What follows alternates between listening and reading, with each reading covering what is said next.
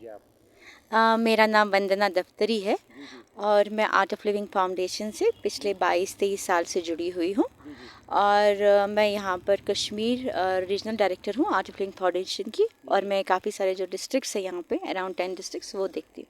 तो आपका काम किस तरह रहता है ग्राउंड लेवल पे, ये ब्रीफली बताइए आप। हमारा जो काम है वो mental fitness, emotional wellbeing, physical fitness, skill development, जी जी। वुमेन एम्पावरमेंट, ये सब काम रहते हैं।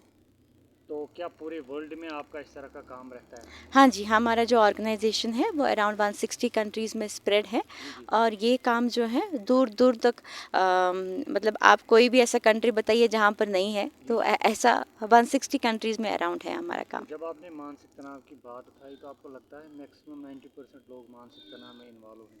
हाँ जी, बिल्कुल।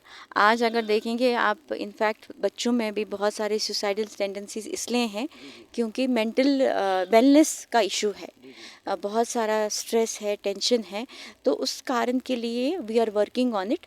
और हमारा जो भी प्रोग्राम्स है जो हम सिखाते हैं, मेडिटेशन, योगा, प्राणायाम, सुदर्शन क्रिया जो बैकबोन है जी जी। हमारे प्रोग्राम से, उसमें काफ़ी सारे जो लोग थे जो स्ट्रेस में थे वो वापस नॉर्मल जो बोलते हैं ना, एक वेलबींग की ओर आए हैं, जी जी। वेलनेस की ओर।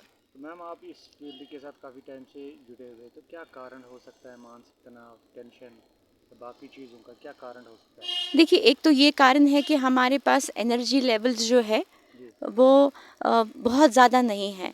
हम जैसे 24 घंटे काम करते हैं तो 24 घंटे तो हम इंक्रीज़ नहीं कर सकते, 24 घंटे तो 24 ही रहेंगे। जी। जी और हमारा जो वर्कलोड है आज वो हम कम नहीं कर सकते, वो बढ़ता ही रहता है, हमारी फाइल्स तो बढ़ती ही रहती है टेबल पे। जी। जी लेकिन एनर्जी लेवल जो है वो हमें बढ़ानी है। जी। तो वो हम कैसे कर सकते हैं? जब हम मेडिटेशन करते हैं, योगा करते हैं, प्राणायाम करते हैं, जी। जी। सुदर्शन क्रिया करते हैं, तो उससे क्लैरिटी ऑफ माइंड आता है और जो हमारा तनाव है वो ख़त्म हो जाता है।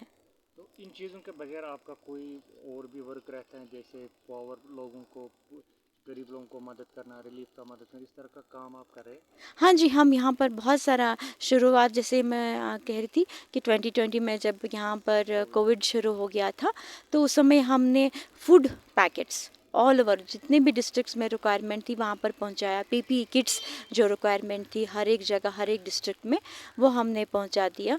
और हम वुमेन एम्पावरमेंट पे काम कर रहे हैं, जैसे मैंने कहा था स्किल डेवलपमेंट पे काम कर रहे हैं। जी जी। तो जो आपका मेन हेड हैं, गुरु हैं, तो वो ज़्यादातर एंगेज रहते हैं, तो किस तरह का उनका वर्क आउट रहता है डेली रूटीन में?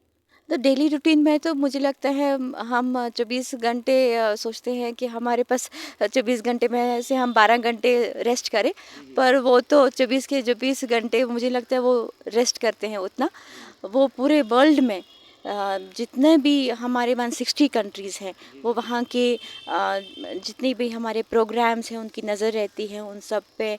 और कॉन्फ्लिक्ट रेजोल्यूशन में उनका बहुत हाथ है, बहुत सारे मुल्कों में। जी जी। पीस की इनिशिएटिव में उनका बहुत जगहों पर काम रहा है। और इनफैक्ट जो हमारा हम योगा डे सेलिब्रेट करते हैं 21 जून को, तो उनका बहुत बड़ा हाथ है वो यूनाइटेड नेशंस में ये डिक्लेरेशन करवाने का कि हमारा जो 21 जून है वो जी एक जी। योगा डे के नाम तर पहचाना जाए। अभी ऑल ओवर इंडिया में लोग आपके साथ जुड़े हुए हैं, वो सारे काम में एंगेज हैं? हाँ जी, ऑल ओवर इंडिया में हमारा यही ऑल ओवर है। वर्ल्ड? हाँ, all over India, all over world में हमारा यही मकसद है, जैसे गुरुजी बोलते हैं, to see smile on everybody's face. जी जी। ना, हर किसी के चेहरे पे मुस्कुराहट देखें, वो उनका विजन है और उसी विजन की ओर हम सब काम कर रहे हैं। तो मेरी तरफ से डिफरेंट क्वेश्चन है कि आपने बात छेड़ी मानसिक तनाव की, अब हम्म। उसके साथ साथ एक और फैक्टर ये भी है कि जब से मोबाइल इंटरनेट आया है तब से रिश्तों में दूरियां बढ़ गई, कोई किसी के साथ रिलेशन, रिश्तेदार नहीं मिल पाता है, आपको लगता है ये भी एक कारण है? हाँ जी, ये बात सही है कुछ हद तक, क्योंकि देखिए आपने देखा होगा जब सब फैमिली मिलता है जी या जी। तो लंच या पे या डिनर पे, मोस्टली डिनर पे, तो 4 लोग होंगे तो 4 लोग मोबाइल पे मुलव्वस होंगे अपने अपने इसमें, तो कोई किसी से बात नहीं कर रहा है। तो एक अलग वर्ल्ड रह गया है, एक ही घर में 4 अलग वर्ल्ड बन चुके हैं। तो उस पे हमें काम करना पड़ेगा। और दूसरा कि इंटरनेट अगर देखा जाए एक बहुत अच्छा टूल है, जी जी। उससे आप कितना कुछ सीख सकते हैं। कितने स्किल, जैसे कोई म्यूज़िक के लिए किसी को दूर जाना पड़ता था सीखने के लिए, आज आप इंटरनेट पे बहुत कुछ सीख सकते हैं। कुकिंग क्लासेस, लेडीज़ पहले घर में बैठी रहती थी तो कुकिंग क्लासेस ऑनलाइन सीख सकते हैं। म्यूज़िक स्टडीज़ का आप कर सकते हैं। तो इंटरनेट का फ़ायदा बहुत है, पर यह है कि हम उसको कैसा यूज़ करें, है ना। जैसे मैं कह रही थी कि मैच बॉक्स है, वो तो मोमबत्ती जलाने में भी काम आ सकता है, आग लगाने में भी काम का आ सकता है ना। तो हम उसको कैसे इस्तेमाल करें।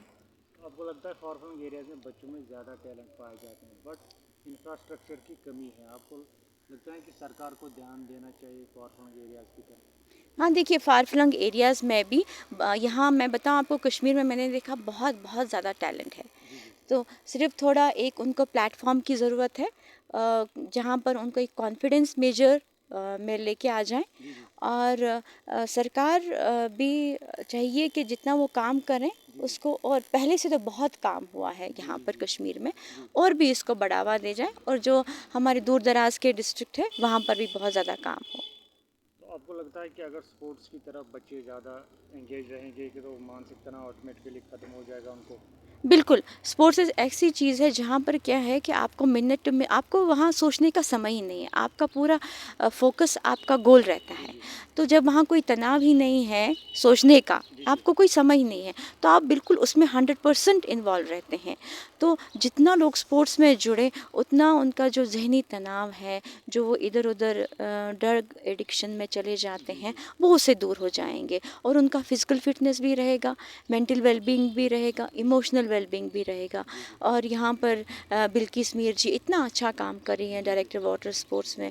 उन्हें इतने सारे डाउनटाउन के बच्चों को जो कुछ भी नहीं, ऐसे बेकार बैठे थे, तो वहाँ से उनको उठा के एक ऐसा प्लेटफॉर्म दिया है जी कि जी जहाँ पर वो आज आप देखिए नेशनल इंटरनेशनल लेवल्स पे मेडल्स ले रहे हैं। जी जी जी। तो ऐसे बहुत सारे और ऐसे लोग आने चाहिए सामने, जो इसमें सपोर्ट करे लोगों जी को। जी। जो हमारा फ्यूचर है, कल का मुस्तकबिल है, वो भी गलत कामों में लगा है, ड्रग्स में लगा है। आप उन यूथ को क्या कहना चाहते हैं अपनी संस्था की तरफ से? देखिए उनको इसमें जो मैंने कहा कि अपना जो ये बॉडी है, दिस जी इज़ जी a biggest gift from the God, from the जी जी डिवाइन। अल्लाह ने, खुदा ने आपको ये जो शरीर दिया है, जी ये जी बड़ बार नेमत ऐसे। जी जी तो इसलिए ऐसे महफूज थवन ये सन कम ना। तो अत क्या कचरे डब्बा बनावन जी जी जी ना। तो इसीलिए बहुत इम्पॉर्टेंट है कि हमारे जो वेलबींग है जी जी ओवरऑल, जी उसमें हम फोकस करें, हमारे स्पोर्ट्स में हम फोकस करें।